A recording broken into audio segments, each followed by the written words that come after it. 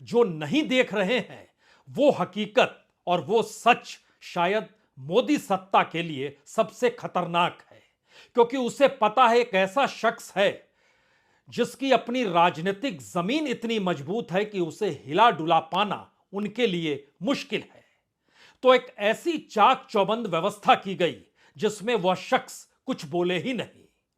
और उसको एक ऐसे कटघरे में लाकर खड़ा कर दिया गया जहां पर वह चुनाव प्रचार के लिए भी ना जाए, जबकि उस शख्स की अपनी राजनीति बहुत साफ बतलाती है अगर वह चुनाव मैदान में हो तो बीजेपी के वोट कम हो जाएंगे, अगर वो चुनाव मैदान में हो और विपक्ष में किसी पार्टी या फिर गठबंधन के साथ हो तो उसके वोट बढ़ते चले जाएंगे।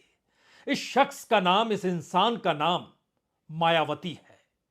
मायावती की राजनीति को समझने की कोशिश आज कर लीजिए कि उनकी खामोशी से बीजेपी को कितना लाभ है, और अगर वह बोलते हुए सामने आकर खड़ी हो गई और इंडिया ने, यानी इंडिया गठबंधन ने अगर मायावती को अपना चेहरा बना लिया, यानी जिस चेहरे का जिक्र मल्लिकार्जुन खड़गे का करते हुए ममता बनर्जी ने एक तूफान लाया और नीतीश कुमार रूठ कर चले गए, और उसके बाद राहुल को बात करनी पड़ी नीतीश कुमार से, यह सारी छोटी बातें हैं। राजनीति का मिजाज कहता है कि अगर मायावती इंडिया के साथ खड़ी हो गई या इंडिया ने खुले तौर पर यह ऐलान कर दिया कि 2024 में उनकी तरफ से चेहरा प्रधानमंत्री का मायावती का ही होगा, तो एक झटके में बीजेपी की वो तमाम एजेंसियां जो नजर आ रही है इस वक्त, उनकी हरकत, उनकी सक्रियता मायावती के चौखट पर आकर खड़ी हो जाएगी। तो क्या यही मजबूरी है? हो सकता है या दूसरी मजबूरी है कि मायावती को अभी लग नहीं रहा है कि जो विपक्ष का गठबंधन इंडिया के नाम से बनकर खड़ा हुआ है वह चुनाव जीत सकता है। हो सकता है चुनाव के वक्त आते आते परिस्थितियां ऐसी पलट जाए जहां मायावती इंडिया का चेहरा हो जाए। लेकिन यह सवाल क्यों उछाला जा रहा है? क्योंकि 10% वोट बढ़ाने का जिक्र बीजेपी कर रही है, और जहां उसे पता है पिछली बार उसको तकरीबन 23 करोड़ वोट मिले थे, और उसके बाद जो नीचे जो शख्स खड़ा था वह कांग्रेस थी, उसे सिर्फ 12 करोड़ वोट मिले थे। तो इतना बड़ा गैप के बावजूद भी मायावती की मौजूदगी क्या कोई असर ला सकती है? एक हकीकत तो समझ लीजिए, इस देश के भीतर का मुस्लिम, जिसे बीजेपी अपना वोट या वोटर मानती ही नहीं है, कहीं भी जीतती है वो बीजेपी मुस्लिम कैंडिडेट को खड़ा नहीं करती है, और छत्रपों के साथ मुस्लिम वोट बैंक जहां जहां जुड़ा वहां पर छत्रपों के वोट बैंक बढ़े जरूर, लेकिन वह बीजेपी को मात देने की स्थिति में आ नहीं पाई। और मुस्लिम जब भारत की राजनीति में हाशिए पर है तब उसे एक ऐसा विकल्प चाहिए जो मौजूदा बीजेपी सत्ता को हरा सके। तो क्या वाकई मायावती वो चेहरा है?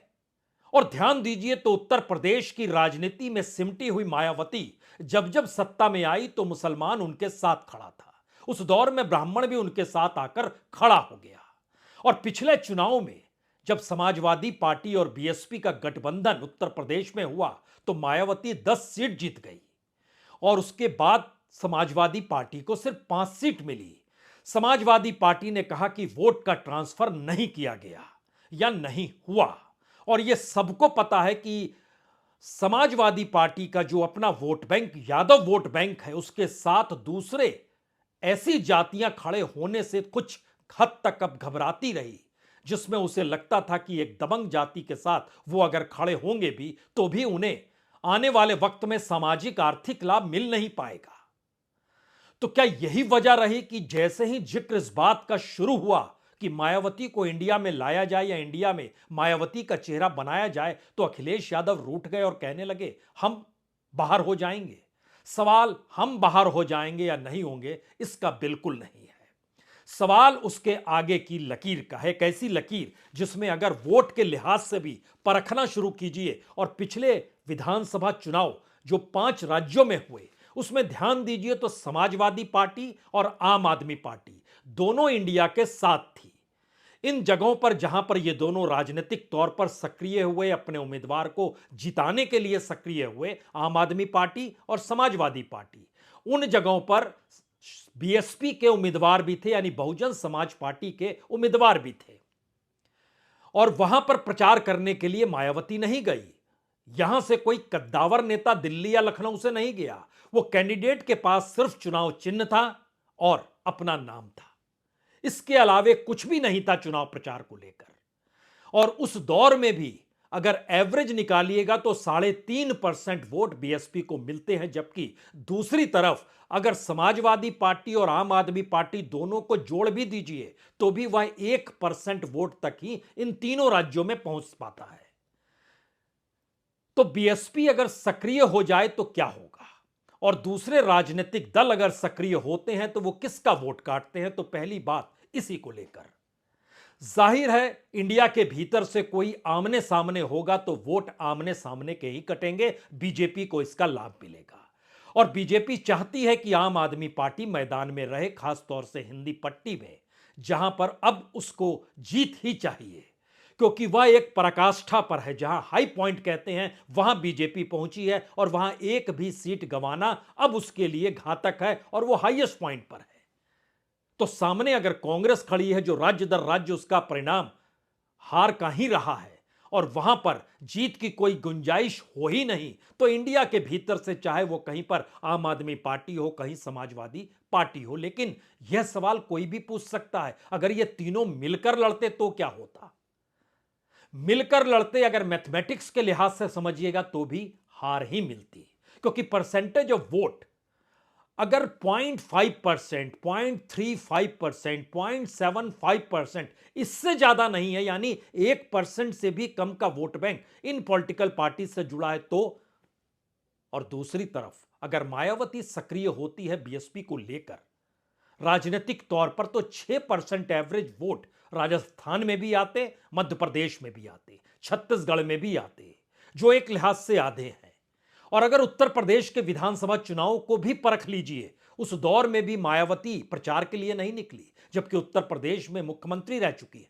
सक्रियता उनकी उत्तर प्रदेश में बाखूबी है, हर कोई जानता है राजनीतिक प्रयोग वहीं पर हुआ, लेकिन उनका अपना वोट जो 10 से 11% जाटा वोट बैंक था वो साथ ही रहा, वो नहीं डगमगाया। उसके बाद जो बाकी दलित जातियां हैं वह वोट